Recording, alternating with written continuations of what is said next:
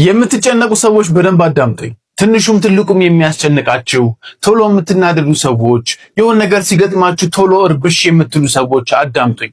ብዙ ታካሚዎች እኛ ጋር ሊታከሙ ሲመጡ ከሚናገሩት ነገር ውስጥ አንዱ እኔ ግፊት የመጣብኝ በጭንቀት ምክንያት ነው፣ እኔ ስኳር የመጣብኝ በንዴት ምክንያት ነው ይላሉ። እነዚህ ሰዎች እየዋሹ አይደለም። በከፍተኛ ጭንቀት ምክንያት የልብ ህመም፣ የበሽታ መከላከል አቅም መውረድ፣ የእንቅልፍ መዛባት ችግር፣ ያለ ዕድሜ መሞትን በ50% መጨመርና ሌሎችንም ሊያስከትል ይችላል።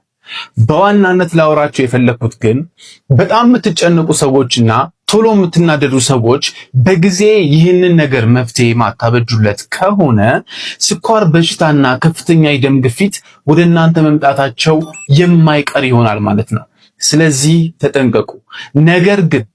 ነገር ግን አይነት 2 ስኳርም ሆነ ከፍተኛ የደም ግፊትን በቀላል ሕክምና ማስተካከል ስለሚቻል ይህ በሽታ ለተከሰተባቸው ሰዎች ይህንን ቪዲዮ ሼር አድርጉላቸው። ብዙ የስኳርና የደም ግፊት ታማሚዎችን እፎይ አስብለን በሰላም በእረፍት እንዲኖሩ እያደረግን ነው። እናንተም እፎይ ብላችሁ ተገላግላችሁ በሰላም መኖር ትችላላችሁ። ሕክምናችንን ለማግኘት ስክሪኑ ላይ በምትመለከቱት ስልክ ደውሉልን።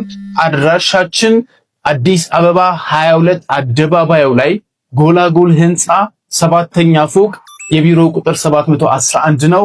ይደውሉልን። እናመሰግናለን።